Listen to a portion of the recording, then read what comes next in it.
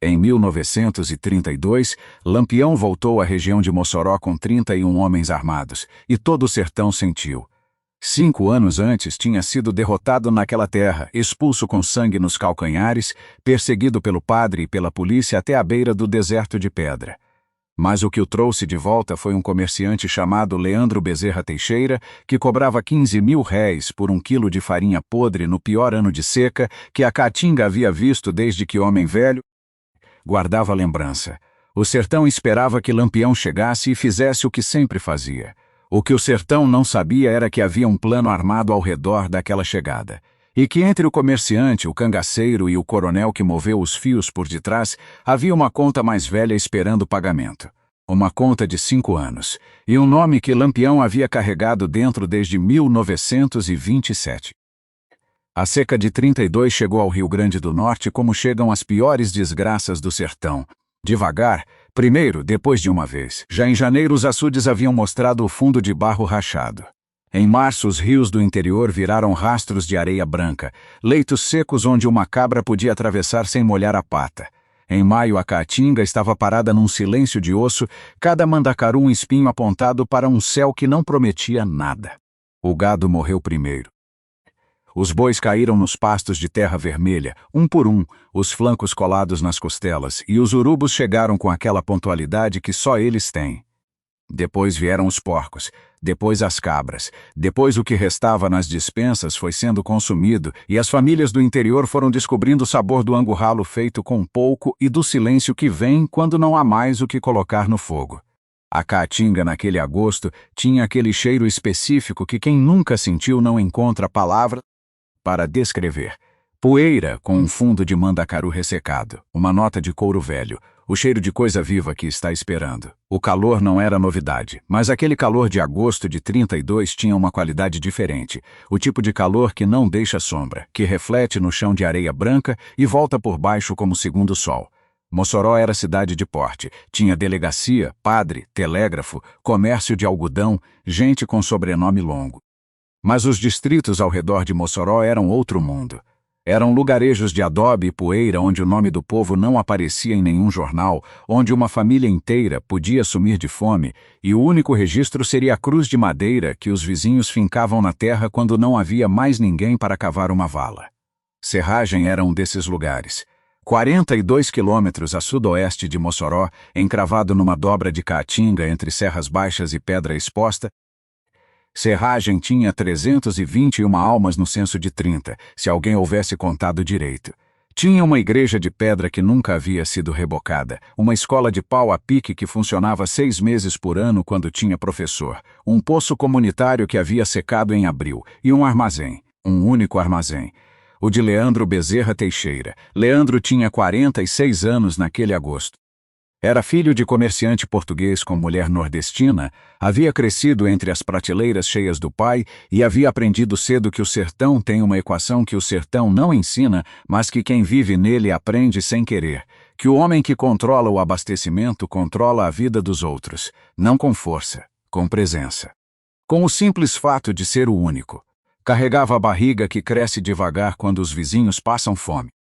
Usava chapéu de feltro preto mesmo dentro de casa, mesmo no calor de agosto, como quem precisa de um lembrete constante de que é dono de alguma coisa. Tinha na voz aquele tom pausado de quem já sabe o preço antes de o cliente abrir a boca. Nas mãos os dedos grossos de quem trabalha com dinheiro mais do que com enxada, mas que faz questão de parecer que trabalha com enxada. O armazém de Leandro era o coração de Serragem. E Leandro havia decidido que esse coração tinha preço de ouro em tempo de seca. Em janeiro de 32, a farinha custava 13 réis o quilo. Em abril, quando o primeiro açude secou, 22. Em junho, 40. Em agosto, quando estava claro que a chuva havia se esquecido daquele trecho do sertão, chegou aos 15 mil réis o quilo. Leandro justificava com a lógica do mercado. O abastecimento havia fechado. As estradas estavam difíceis. Os fornecedores cobravam mais. Ele era um homem de negócio, e negócio é negócio. O que ele não dizia era que tinha 7 sacos de farinha guardados nos fundos do armazém, 2 sacos de feijão e carne seca suficiente para alimentar Serragem por um mês inteiro. Havia comprado aquele estoque antes da seca piorar ao preço velho. Guardava para vender quando o preço subisse mais ainda. O sertão tinha ensinado Leandro uma coisa, que a fome do vizinho tem fundo e que quem aguenta esperar fatura. Mas havia uma pergunta que o sertão ainda não havia respondido naquele agosto. Por que Lampião havia voltado para perto de Mossoró, o lugar da maior derrota da sua vida? Em junho de 1927, Lampião havia tentado tomar a cidade com 72 homens e havia sido repelido por um padre e uma telegrafista que sabia atirar. Padre Mota e Rosalba Mota Cruz haviam organizado a resistência, e a volante do major Laurentino Guerra havia chegado com reforços. O bando de Lampião recuou para o sertão com os mortos nos braços e a humilhação pesando mais do que os rifles. 5 anos de silêncio sobre Mossoró e, de repente, agosto de 32, a menos de 2 dias de marcha da cidade. Essa pergunta ficaria sem resposta por um tempo. Mas ela estava lá, como toda pergunta do sertão que importa, encostada na parede, esperando a hora certa. Raimundo Calixto da Silva tinha 19 anos no agosto de 32. Filho de Francisco Calixto, que havia morrido de febre no ano anterior, Raimundo era o mais velho de 4 irmãos e havia herdado do pai, junto com a terra árida, a responsabilidade de Dona Luzia e das 3 crianças menores. Era magro como vara de bambu, com as mãos grandes de quem trabalha desde cedo e os olhos daquele castanho escuro que o sol do sertão aprofunda com os anos. Crescia os cabelos um pouco compridos, porque cortar cabelo custava dinheiro, e em 32 dinheiro era coisa que não se desperdiçava. Trabalhava no que aparecia. Em agosto de 32, aparecia pouca coisa. Havia cavado um catavento para um fazendeiro a 12 quilômetros, 2 dias de trabalho, e recebido R$150. Havia carregado tijolos de olaria por mais um dia. Ao todo, R$150 juntados em 3 dias de trabalho que havia 2 anos compravam 10 quilos de farinha com troco. Dona Luzia havia adoecido no mês anterior. A febre chegou devagar, primeiro pareceu cansaço, depois prostração, depois os olhos foram fundando e a voz foi ficando fina. O médico mais próximo estava em Mossoró. Mossoró estava a 42 quilômetros, que podiam ser 42 léguas para quem não tinha dinheiro de condução e não podia deixar os filhos menores sozinhos na casa de adobe com o sol de agosto martelando o telhado. Raimundo foi ao armazém de Leandro com os R$150 apertados na palma da mão. Chegou com o passo de quem está contando em silêncio as razões para continuar esperando. Leandro olhou os cobre na palma estendida de Raimundo. Fez o tipo de silêncio que não é pensar, é calcular. Disse que R$150 não chegava para 1 quilo de farinha. Disse que o preço era R$15.000 o quilo e que havia razões de mercado. Disse, com a voz que ele tinha de quem lamenta mas não muda, que não era culpa sua se não havia chovido.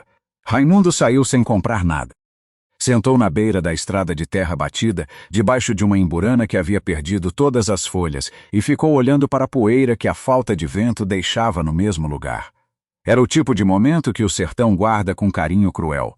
O momento em que um homem jovem aprende que há forças que o esmagam sem rosto, que têm o peso do poder e a lógica do negócio, e que não há argumento contra elas que caiba em palavras. Raimundo ficou sentado ali por uns 20 minutos. Depois se levantou e voltou para casa para cuidar da mãe com o que tinha, que era a água do cântaro e o calor dos braços. Mas naquela mesma tarde, enquanto Raimundo caminhava de volta, um homem saiu de serragem pelo caminho de trás, na direção da caatinga aberta. Era um caboclo chamado Zé Preto, de Currais Novos, que havia chegado ao lugarejo 2 semanas antes sem explicação muito clara, fazendo bico de carregador e entregador de recados. Zé Preto tinha os olhos fundos de quem viveu sempre às margens das coisas dos outros, aquele olhar que é ao mesmo tempo atento e cansado. Era homem de estar em lugares por razões que não contava. Andou sem parar por 18 horas pelo sertão seco. Quem havia mandado Zé Preto fazer aquela caminhada? E por que, antes de sair, havia passado pela fazenda do coronel Evaristo Sampaio e ficado lá por 1 hora inteira? Essa pergunta tinha resposta, mas a resposta demorou. A caatinga tem uma qualidade que os que não conhecem não imaginam. Parece morta, mas respira. Parece vazia, mas está cheia de coisa viva, tesa, pronta. Um bando de 31 homens podia desaparecer nela como pedra no fundo d'água, se soubesse onde se pôr. Lampião sabia. O bando estava acampado há 2 dias numa dobra de terra entre serras baixas, a noroeste de Serragem, à sombra de uma aroeira velha que era a única àquela altura com folha suficiente para dar cobertura. 31 homens armados com rifle papo amarelo, faca de 2 palmos, bornal cheio, chapéu de couro bordado com moedas de ouro os mais enfeitados. Maria Bonita estava entre eles, com o cabelo preso e o olhar daquele jeito que ela tinha de ler o sertão antes de o sertão mostrar o que estava guardando. Naquela manhã, antes de o acampamento acordar todo, Maria Bonita havia ficado de pé olhando para o céu limpo de estrelas com uma expressão que Lampião reconhecia, a de quem está ouvindo uma coisa que os outros não escutam.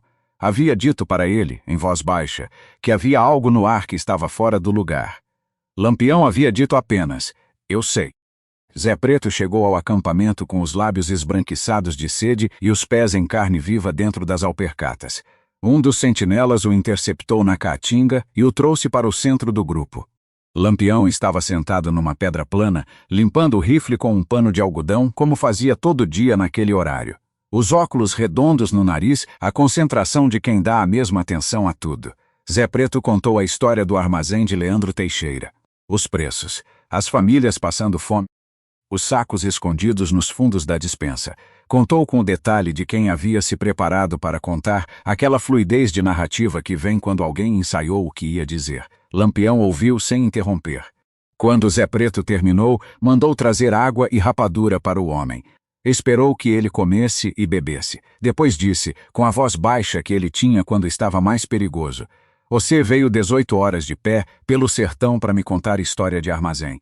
Isso é muito caminho, compadre." Zé Preto disse que havia vindo porque o povo estava sofrendo e havia pensado em Lampião. Lampião assentiu devagar, os olhos ainda no rifle. Chamou João Tigre. João Tigre era pernambucano de São José do Belmonte, 40 anos, cara de pedra que guardava tudo dentro. Havia entrado no bando em 1924 e era o homem que Lampião mais confiava para sentir o cheiro das situações. Havia sonhado 3 noites seguidas com um cachorro preto parado no meio da estrada, latindo para o nada. No sertão, esse sonho não é coisa que um homem de juízo descarta. Lampião e João Tigre conversaram afastados por uns 20 minutos. Quando voltaram, Lampião mandou reposicionar o acampamento mais para trás da pedra maior, fora da linha de visão da estrada principal. Então chamou Zé Preto de novo. Ficou de pé na frente do homem e olhou nos olhos dele por um tempo que deixou Zé Preto suando frio com aquele calor. Disse, "Oxente, meu parceiro. Antes de sair de Serragem você parou na fazenda do coronel. Por quê?" Zé Preto disse que havia parado para pedir água. Lampião disse, "Tá, você fica aqui com a gente por hoje." E mandou 2 cabras amarrarem Zé Preto com corda de couro numa catingueira. O que Leandro Teixeira sabia sobre a armadilha armada ao redor do próprio armazém era o tipo de coisa que definia se um homem era vítima ou cúmplice. Leandro sabia que os 6 homens armados que haviam chegado 2 dias antes, mandados pelo coronel Evaristo Sampaio, estavam ali esperando Lampião. Sabia que o coronel havia combinado algo com a volante. Havia aceitado a presença dos homens porque o coronel era o coronel e porque contradizer o coronel em Serragem era o caminho mais curto para perder o armazém, a terra e qualquer esperança de paz. Mas Leandro não sabia exatamente o que o coronel havia planejado. O coronel Evaristo Sampaio era dono de 16 léguas ao redor de Serragem, fornecedor do governo estadual em época de eleição, homem de telefone em sala de fazenda quando o telefone no interior era raridade de rico. Havia recebido Zé Preto sentado numa cadeira pesada sob o alpendre de pedra e havia dado a última instrução, que Leandro mandasse aviso quando o bando chegasse. O plano era que Lampião entrasse pelo armazém, ficasse ocupado com o comerciante e a volante do tenente Alcino Chaves fechasse o cerco pela estrada principal enquanto os 6 capangas seguravam o bando por dentro. 17 soldados de Alcino com 2 mulos de munição. 6 capangas por dentro, Leandro como isca. Lampião como caça. Leandro havia mandado o menino de bicicleta para Mossoró na noite anterior, como o coronel instruiu. Havia feito isso sem questionar como fazia com tudo do coronel. O que Leandro não havia entendido ainda era que era ele o anzol. Mas havia uma coisa no saco de estopa guardado atrás dos barris de cachaça, na despensa dos fundos, que mudava a leitura de tudo isso. Naquela madrugada, o bando de Lampião se pôs em movimento. 31 homens pela caatinga ressecada antes do sol aparecer, os passos calculados no silêncio de pedra do sertão. Cada homem levava o rifle cruzado no peito e a bornal cheia. Chapéus de couro com bordado de moedas para os mais antigos, chapéu de palha para os mais novos, alpercatas de couro rangendo no chão seco. Maria Bonita no centro do grupo, olhos vivos. Chegaram nas pedras ao redor de serragem quando o sol estava alto e pesado. Ficaram encobertos num morro de pedra que dava visão para o lugarejo sem deixar ser visto. Lampião mandou o Cujo e o Manuel das Pedras à frente, de jeito que não pareciam cangaceiros. Os dois do bando com cara mais de matuto, alpercata velha, chapéu de palha, sem rifle à mostra. Foram como dois sujeitos de passagem. Ficaram em serragem por 1 hora. Quando voltaram, trouxeram 3 informações. Havia 6 homens armados que não eram da terra, disfarçados ao redor do armazém. Leandro havia mandado menino de bicicleta para Mossoró na noite anterior. E havia um caminho de cabra saindo pelos fundos da Pedreira Velha que levava direto para a Caatinga Aberta, sem passar pela estrada principal. Lampião ouviu as 3 coisas e ficou deitado no chão de pedra por 30 minutos, olhando para o céu branco de calor. Ninguém perturbou. O bando havia aprendido que esses 30 minutos eram a distância entre uma decisão apressada e uma decisão viva. Quando se levantou, chamou Zé Preto, ainda amarrado à catingueira. Olhou o homem nos olhos com calma. Disse: me contou tudo muito bem arrumado. Mas esqueceu de me explicar de onde veio a ordem. Zé Preto disse que havia vindo por conta própria, que havia visto o sofrimento do povo. Lampião disse: tá bom. Depois chamou João Tigre e disse: a gente entra pelos fundos, a estrada principal fica para quem quiser usar. 16 cangaceiros ficaram posicionados na caatinga ao redor de serragem, com olho na estrada. 15 foram com Lampião pelo caminho de cabra. E aqui estava a pergunta que ficou sem resposta por mais tempo.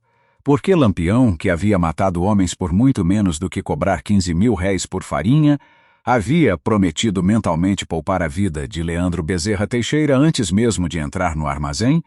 Havia algo que Lampião sabia e que o resto não sabia. E esse algo ia aparecer quando chegasse a hora. O armazém de Leandro Bezerra Teixeira era um prédio de adobe com telhado de telha colonial, paredes com as marcas de chuvas antigas que a Caatinga havia esquecido de mandar. Na porta de madeira grossa pintada de verde, a tinta desbotada para um verde cinza de coisa que o tempo foi abandonando. Na soleira, a poeira que se acumula quando ninguém varre o que ninguém pode pagar. Leandro estava atrás do balcão de madeira pesada quando a porta dos fundos foi aberta com uma paulada seca. Entrou o Cujo primeiro, depois o Manuel das Pedras, depois 4 cangaceiros com rifle na mão. E depois, por último, o homem com óculos redondos e chapéu de couro bordado com moedas de ouro que tilintavam levemente quando ele andava. Leandro ficou branco como cal de parede. Lampião parou no meio do armazém e olhou ao redor devagar. Para as prateleiras com os preços escritos a guis na ardósia, para os sacos que dava para ver pela fresta da despensa, para as janelas fechadas. Para os 6 capangas do coronel do lado de fora, que vistos pela veneziana tinham aquela tensão de quem está esperando o sinal que não sabe se vai chegar. Depois olhou para Leandro. Disse, com a voz pausada e baixa: deixa eu te fazer uma pergunta honesta, comerciante. Esses preços aí você botou sozinho ou teve ajuda para inventar? Leandro disse que eram os preços do mercado, que a seca havia encarecido tudo, que ele também sofria. Lampião ficou quieto por um instante que pareceu mais longo do que foi. Então disse: 7 sacos de farinha nessa despensa atrás de você, 2 de feijão. Carne seca suficiente para esse lugarejo inteiro não passar fome em 2 meses. E o senhor aqui sofrendo com o mercado. Leandro disse que aquele estoque estava reservado para pagamento de fornecedores. Lampião disse: hoje não, hoje aquilo ali é de quem está com fome. E mandou o Manuel das Pedras abrir a porta da frente. Mas antes de o Manuel ir abrir a porta, Lampião disse para o Cujo com aquela voz de quem fala baixo porque não precisa falar alto: vasculha esse fundo com calma. Traz o que encontrar que não seja comida. O Cujo foi. E no fundo da despensa, atrás de 3 barris de cachaça encostados na parede de adobe, havia um saco de estopa amarrado com corda de couro. O Cujo trouxe para Lampião. Lampião abriu, olhou dentro por um instante, dobrou o saco com cuidado e colocou no bornal. Disse apenas: esse fica comigo. Nenhum cangaceiro perguntou o que havia dentro. Com Lampião, certas perguntas não se faziam porque certas respostas vinham sozinhas na hora que precisavam. O que aconteceu nos 40 minutos seguintes ficou gravado na memória de serragem como ficam as coisas que dividem o antes do depois. A porta do armazém de Leandro Bezerra Teixeira abriu de par em par, e os cangaceiros chamaram o povo. Raimundo Calixto estava na beira da estrada de terra, sentado na mesma emburana sem folha, ainda com aquele peso de horas antes no peito, quando viu a porta do armazém abrir e um homem de rifle nas costas acenar para as pessoas se chegarem. Ficou imóvel por um momento. O que via não cabia na lógica do que ele sabia. Depois correu. Entrou e viu cangaceiros pesando sacos nas balanças do próprio Leandro, chamando um por um, velhos e mulheres com criança no colo e homens de ombro caído que chegavam pela porta, como quem não acredita no que os olhos estão mostrando. Havia uma mulher que havia chegado chorando e que passou a chorar mais quando pôs a mão no saco de farinha, o choro que não é de tristeza, mas é de alívio que dói. Havia um velho de 80 anos que ficou parado no meio do armazém com os sacos nos braços e disse para ninguém especial, com a voz que saiu pequena: "Deus me perdoe." Lampião ficava de pé no centro do armazém, braços cruzados, óculos pousados, olhando tudo com aquela atenção pausada. Leandro havia ficado imóvel atrás do balcão desde o começo, sem falar, sem se mover, olhando a cena com uma expressão que Raimundo depois descreveria como a de quem está vendo pela primeira vez uma coisa que havia estado na frente o tempo todo. Raimundo encheu 2 sacos, um de farinha e feijão para a família, um de carne seca para a vizinha Dona Cândida, que estava só desde que o marido havia partido para o sul em março e não havia mandado notícia. Quando ia saindo, passou perto de Lampião. Lampião olhou para ele e disse: "Rapaz, você tem mãe?" Raimundo disse que tinha. Disse que estava doente há semanas, com febre que não baixava, os olhos fundos, a voz fina. Lampião ficou quieto um instante. Depois pôs a mão no bolso do colete de couro e tirou um papel dobrado, pequeno, escrito à mão com letra miúda. Havia carregado aquele papel há anos. Disse: "Leva isso para ela. Reza todo dia ao entardecer com a janela aberta para o poente. Sei que funciona." Raimundo pegou o papel com as 2 mãos. Lampião disse: "Vai, menino. Sua mãe está esperando." Se você estava no lugar de Raimundo naquele momento, com a mãe doente e o papel de um cangaceiro na mão, você acreditaria que funcionava? Deixa nos comentários o que você acha que estava escrito nesse papel. Do lado de fora, os 6 capangas do coronel estavam quietos na sombra do muro, sem se mover. Haviam entendido uma coisa sem precisar calcular, que 16 rifles apontados da caatinga ao redor valem mais do que qualquer ordem de coronel que não estava presente. Mas Zé Preto ainda estava amarrado à catingueira a 300 metros dali, esperando. E a pergunta de quem havia mandado Zé Preto ainda estava aberta como ferida sem curativo. Porque se havia alguém por trás de Zé Preto, havia um plano. E se havia um plano, a farinha era só o meio. Leandro Teixeira estava atrás do balcão havia 40 minutos imóvel, olhando o armazém sendo esvaziado nas mãos do povo que havia recusado atender durante semanas. E nesse tempo, a mente de Leandro estava fazendo uma coisa que ele não costumava fazer, calculando o que não era dinheiro. O Manuel das Pedras entrou pela porta dos fundos e foi até Lampião. Falou baixo. Havia fumaça no caminho do norte, poeira de muita gente se movendo pela estrada principal. A volante estava chegando. Lampião ouviu, assentiu, disse para continuarem.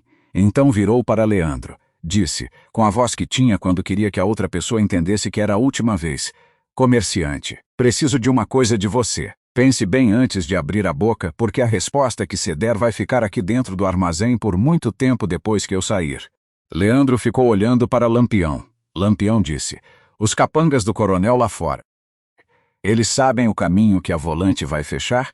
Silêncio de poucos segundos que valeu por muito mais. Lampião disse, mais baixo ainda: "Não pergunto 2 vezes, cabra." E foi aqui que aconteceu a coisa que mudou tudo. Leandro Bezerra Teixeira, que havia passado 46 anos servindo ao poder do coronel sem questionar, que havia cobrado 15 mil réis por farinha em ano de seca sem perder o sono, que havia aceitado ser isca de uma armadilha porque o coronel disse para aceitar. Leandro olhou para Lampião e disse a verdade. Disse que a volante ia fechar pela Estrada do Norte, que era a entrada principal. Disse que os capangas estavam ali para segurar o bando por dentro enquanto a volante chegava. Disse o nome do coronel. E então, antes de terminar, disse uma coisa a mais que ele mesmo não havia planejado dizer, que havia um caminho pela Pedreira do Sul, saindo pelos fundos da fazenda abandonada, que levava para a caatinga aberta em menos de 20 minutos. Que a volante não conhecia esse caminho, Lampião ficou de pé, olhando para Leandro, por um tempo que o comerciante descreveria décadas depois como o mais longo da vida.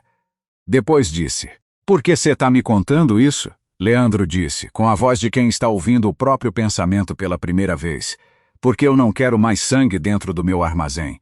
O do Senhor nem o de mais ninguém que está aqui." Mas a revelação que Leandro fez não era a maior revelação daquele dia. Porque o saco de estopa que o Cujo havia encontrado atrás dos barris de cachaça guardava cartas, escritas à mão no papel timbrado da fazenda do coronel Evaristo Sampaio, endereçadas ao tenente Alcino Chaves, combinando cada detalhe da armadilha com datas e nomes, quem havia sido contratado como mensageiro, o papel do armazém de Leandro, o horário de saída da volante, a posição dos 6 capangas. Leandro havia guardado aquelas cartas como seguro. Como homem que faz negócio ruim e precisa de garantia.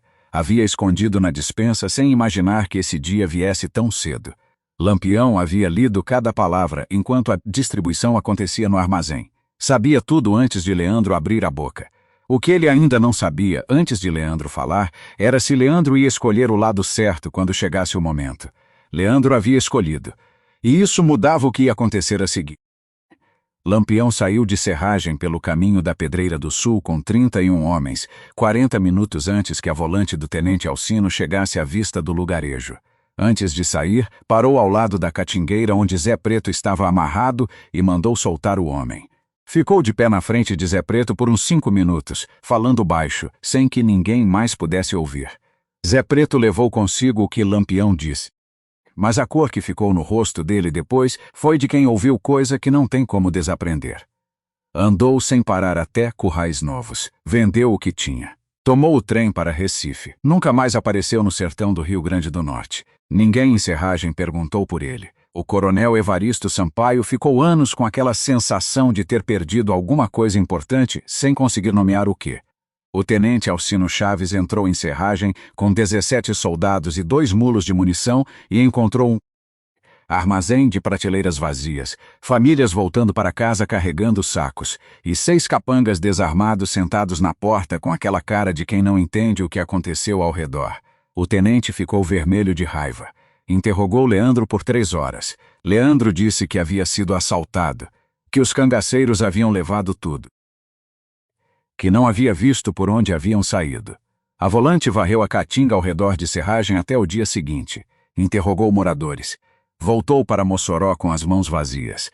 Mas a história de Leandro Bezerra Teixeira não terminou com a saída da volante. 3 semanas depois, 2 homens chegaram ao armazém na hora que estava fechado. Não eram capangas, eram homens do coronel de outro tipo. Deixaram preso na porta, com uma faca de ponta, um pedaço de couro escrito a carvão: "Você sabe o que fez." Leandro leu o recado no escuro do batente fechado. Ficou sentado no banco de madeira do armazém sem acender a lamparina por mais de 1 hora. Depois se levantou, abriu a caixa de madeira embaixo do balcão e tirou as cartas do coronel Evaristo, que havia guardado de volta no esconderijo quando Lampião saiu. Lampião havia levado cópia. O original havia ficado com Leandro.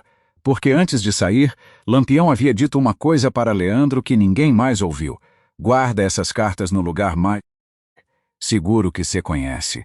Manda cópia para o padre de Mossoró, com um bilhete explicando como chegaram a você. Se o coronel te tocar, o padre publica. Se não te tocar, o padre guarda." Leandro havia mandado a cópia ao padre Delfino naquela mesma semana, com uma carta à mão explicando tudo. O coronel Evaristo Sampaio nunca mais mandou recado para Leandro Bezerra Teixeira. Mas havia ainda uma pergunta mais velha que todas as outras. A primeira, a que havia ficado no ar desde o começo. Por que Lampião havia voltado para perto de Mossoró, o lugar da derrota? A resposta estava num nome: Doca Barros, pernambucano de Serra Talhada, que havia mudado de nome 2 vezes e de terra 3 vezes desde junho de 1927. Havia estado presente na tentativa de Mossoró. Era quem havia passado informação para a polícia naquela época, avisando o horário de entrada e o lado pelo qual o bando planejava chegar. 3 cangaceiros de Lampião haviam morrido por causa daquela informação. Doca Barros havia sumido depois. Havia surgido em Serragem anos depois com outro nome, contratado como capanga pelo coronel Evaristo por ser homem de confiança probada, sem passado que o coronel conhecesse. Tinha uns 40 anos em 32, carregava o peso de quem viveu muito tempo olhando por cima do ombro. O sertão, que tem memória mais comprida que cobra enrolada, havia guardado o rastro. Alguém havia dito a Lampião onde Doca Barros estava. Esse alguém não era Zé Preto. Era outro homem, mais antigo, que havia andado até o bando meses antes e havia trazido essa informação como se fosse um acerto de conta que precisava ser feito. Doca Barros foi localizado pelos cangaceiros na caatinga ao redor de Serragem antes de a Volante chegar. Foi levado para o mato por 2 homens do bando. Ninguém em Serragem perguntou por ele. O coronel levou semanas para perceber que havia perdido um capanga. Contratou outro e seguiu em frente. Lampião havia feito a viagem toda por essa conta. O armazém, a farinha, a comida distribuída, a proteção que montou para Leandro. Tudo isso foi feito de coração limpo e inteiro. Lampião não era homem de fazer uma coisa só quando podia fazer 2. Mas o que o havia trazido até aquela região específica naquele agosto específico tinha nome, e o nome havia sido riscado. João Tigre contou, anos depois, a um dos poucos do bando que ainda estavam vivos, um detalhe que havia guardado dentro. Na hora que o bando entrou em Serragem pelo caminho de Cabra, saindo pela Pedreira dos Fundos, havia um cachorro preto parado no meio da trilha, magro como cipó, sem coleira, sem dono à vista. Olhava para o bando sem latir, com aquela imobilidade de bicho que sabe o que está vendo.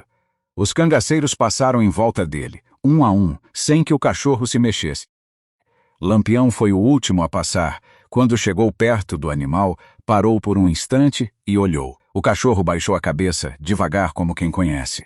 Lampião continuou andando. João Tigre havia sonhado 3 noites com um cachorro preto parado no meio da estrada. Ficou em silêncio ao ver o animal. Nenhuma palavra foi necessária. No sertão, certas proteções não têm forma de ser explicadas, só de ser reconhecidas. Se o bando saiu inteiro de Serragem naquele dia, a história registra. A razão, cada um decide por si. E agora a pergunta sobre Leandro Bezerra Teixeira tinha resposta. Por que Lampião havia poupado a vida do comerciante, quando pelo código do cangaço aquele homem havia feito mais do que o suficiente para não merecer? Porque Lampião havia entendido, no exato instante em que Leandro abriu a boca para avisar sobre o caminho da pedreira, que havia 2 tipos de homem que serve ao poder por medo. O que serve e não para. E o que serve, mas que quando chega a hora de escolher, descobre que há uma coisa mais pesada do que o medo do coronel. Leandro havia encontrado a hora. Lampião conhecia esse tipo de homem. Havia crescido ao lado de muitos deles no Pajeú antes do cangaço. Sabia que o momento de escolha não repete. Sabia que quando um homem escolhe certo pela primeira vez, depois de uma vida escolhendo errado, às vezes esse ato sozinho é suficiente para equilibrar a balança. Raimundo Calixto da Silva viveu 82 anos. Passou a maior parte deles em Serragem, que foi crescendo aos poucos com o tempo, ganhou energia elétrica e depois televisão e depois asfalto. Mas que nunca perdeu aquele jeito de lugar que o sertão guarda no bolso. Raimundo criou 4 filhos com a mulher que encontrou quando tinha 24 anos, viu esses filhos criarem filhos, ficou velho com a dignidade que fica quando a vida passou pelo fundo e o homem não virou embaixo. Dona Luzia havia melhorado nos meses seguintes ao agosto de 32. Devagar, como o sertão melhora quando a chuva volta, sem drama, sem anúncio. A febre havia baixado no final de setembro, os olhos voltaram a ter aquela clareza que tinham antes, a voz voltou. Havia vivido até os 74 anos, vindo a morrer de velhice numa cama de madeira com os netos ao redor. Raimundo havia guardado o papel dobrado de Lampião dentro de uma lata de biscoito que ficava em cima do guarda-roupa, por toda a vida. Nunca mostrou para ninguém. Não por superstição, mas por um respeito que ele mesmo teria dificuldade em explicar com palavras. O respeito ao gesto de um homem que, no meio de uma armadilha com a Volante chegando e um coronel tramando, por todos os lados, havia parado para dar uma oração a um menino de 19 anos que tinha a mãe doente. Leandro Bezerra Teixeira viveu mais 31 anos depois daquele agosto. O armazém continuou aberto. Os preços voltaram ao que eram.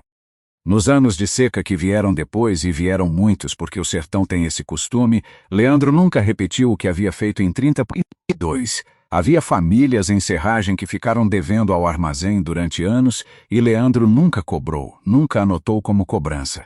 Havia uma conta mais velha que precisava ir sendo paga de outra forma. Quando Raimundo tinha 43 anos, foi ao armazém numa tarde e ficou conversando com Leandro, que era velho nessa época. O chapéu de feltro trocado por chapéu de palha, a barriga menor, a voz mais mansa. Naquela tarde, Raimundo perguntou o que havia acontecido com o papel que Lampião havia dado a ele dentro do armazém. Leandro ficou quieto por um momento. Depois disse que havia visto Lampião guardar papéis iguais no bolso de outros 3 homens do bando antes de sair, que não sabia se era a mesma oração ou outra. Raimundo disse: "A minha funcionou." Leandro ficou um instante olhando para fora, para a estrada de terra que havia virado calçamento áspero. Depois disse, com a voz quieta que tinha com os anos: "A minha também." E não explicou mais. Raimundo voltou para casa naquela tarde carregando aquela frase sem entender exatamente o que ela queria dizer. Levou anos pensando, até o dia em que entendeu. A oração de Leandro não havia sido escrita em papel. Havia sido o momento dentro do armazém escuro quando ele havia escolhido dizer a verdade para um homem que poderia matá-lo, sabendo que essa verdade tinha um preço. Essa verdade havia salvado 31 vidas. Havia também salvado a dele de um jeito que Leandro passou as décadas seguintes reconhecendo devagar, sem pressa, como quem aprende uma coisa que não estava nos livros. Esse tinha sido o gesto, e havia funcionado. Lampião morreu em julho de 1938, na Grota do Angico, em Poço Redondo, Sergipe, numa emboscada armada pelo tenente João Bezerra com 40 soldados e muitos anos de perseguição acumulados. A cabeça decepada foi exibida em vidro durante décadas. O sertão guardou o nome, mas o sertão guarda muitas coisas que os livros não registram. Guarda o nome de Raimundo Calixto da Silva, que viveu 82 anos e nunca jogou fora um papel dobrado que um homem de óculos redondos havia tirado do bolso dentro de um armazém que cheirava a farinha velha e pólvora nova. Guarda o nome de Leandro Bezerra Teixeira, que cobrou ouro por pão no pior ano de seca que a terra lembrava, e depois passou 31 anos tentando ser um homem diferente do que havia sido naquele agosto. Guarda, por baixo de tudo isso, a pergunta que o sertão nunca responde com clareza limpa: o que é justiça quando o juiz é o mesmo que a lei persegue? Lampião saiu de Serragem pelo caminho da Pedreira do Sul, entre as pedras e os mandacarus ressecados da Caatinga. 31 homens armados sumindo na Caatinga cinza e seca, um a um, até que a poeira baixou e o lugarejo ficou quieto como se nada houvesse acontecido. Mas aquele silêncio guardava tudo, e guarda até hoje. Se inscreva se você se cresceu ouvindo o nome de Lampião e sabe que essa história não cabe num livro.